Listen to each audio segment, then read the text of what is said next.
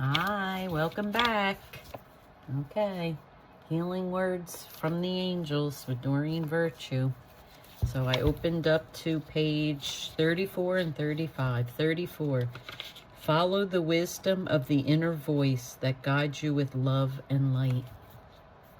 Beautiful. Follow the wisdom of your inner voice. We all have an inner voice, right? We all have an inner knowing, right? We all have intuition. The key is, do we trust it or don't we? Or do we try to talk ourselves out of what it's telling us, right? I've had circumstances like that in my life where I've had a gut feeling and I just, kind of poo-pooed myself, right? And then come to find out, I was right. And then, things happened that you kind of, wish didn't. But you had the intuition up front and you didn't listen to it. So I can't blame anyone but myself, right? Because I didn't listen to my own intuition. So, following the wisdom of that inner voice. And we're all being guided with love. I believe that we're all held in love through our whole entire journey through life.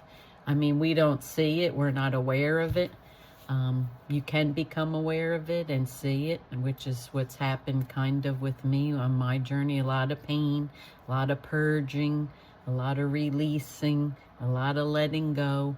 But you can, move forward and know that you're held in love, because love is everything, right?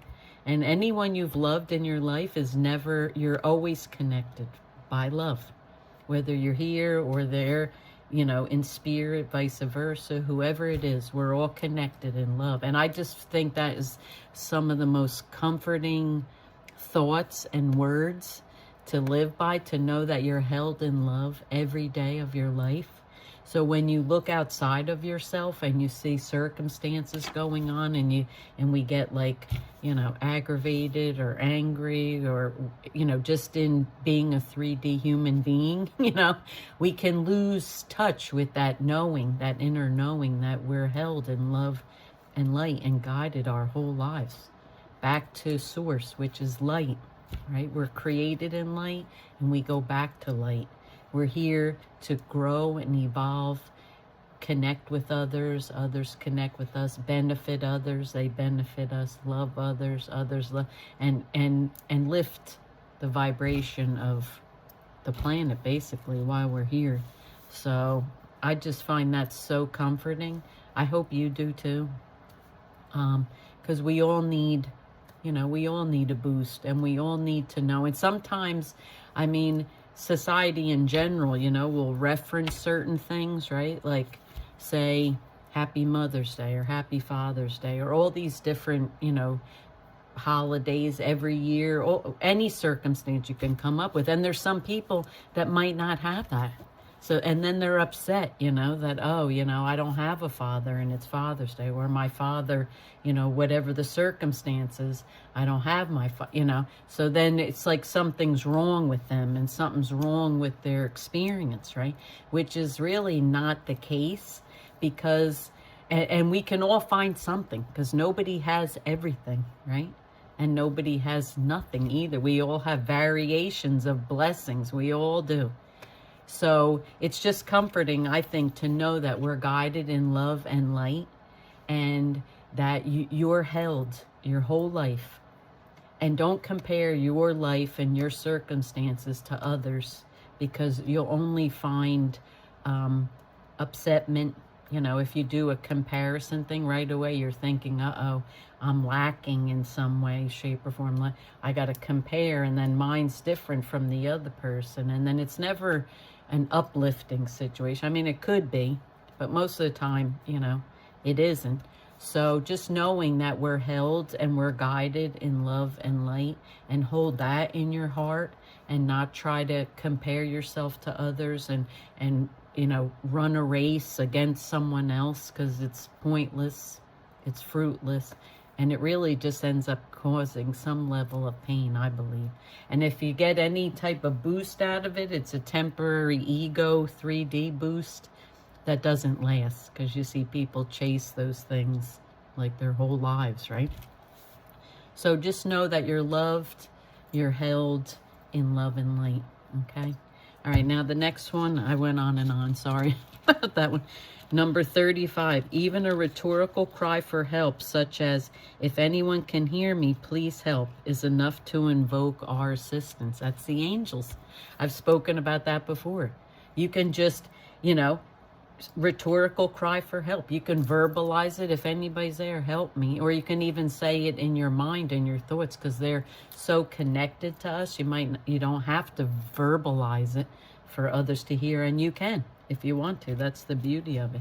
Every time, and I'm not special, right? We all have this. I am in tune as a result of my healing journey, and I am aware as a result of my healing journey, probably so that I could share with others. That's what I'm thinking the reason is. But when we, you know, cry out for help, and we have, you know, we say, help me, and we're helped.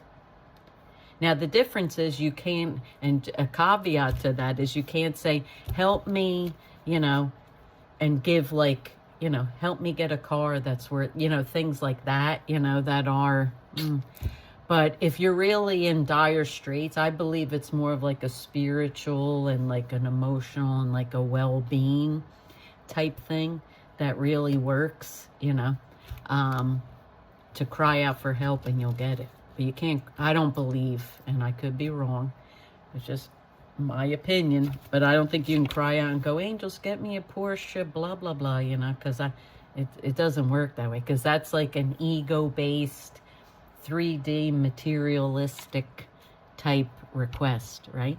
And people do that, and people want those things, yes. But this is more like a connection with spirit and your higher self and your soul and your purpose, and in love, giving love, receiving love, and higher vibrational experiences. If we struggle and if we're challenged with things, I mean, they help. They definitely do help. You know, as an example, I saw a dog running down the street, and I was trying to pull over to help it so it didn't get hit by a car, and there was so much traffic, right?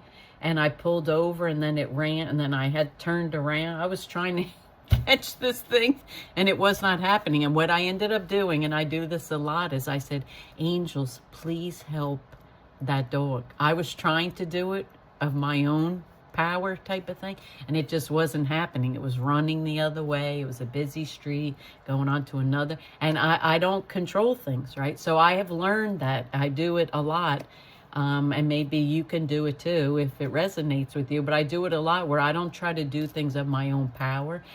If I'm concerned about something, I ask them to take care of it. Angels, please help that dog, you know, please help that person, you know, please help, you know, help us all. I pray for other, you know, and that's something we can all do easily and freely, and they listen, and they do.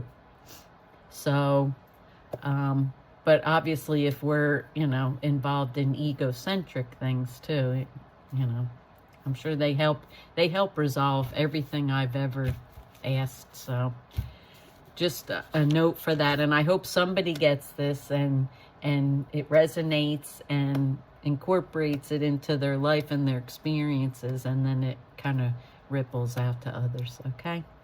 All right.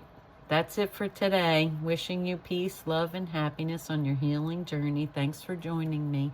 Namaste. If you need any help, you know, comment down below, and I'll look for your comments, and my contact information is in the description box as well. All right. See you on the next video. Bye.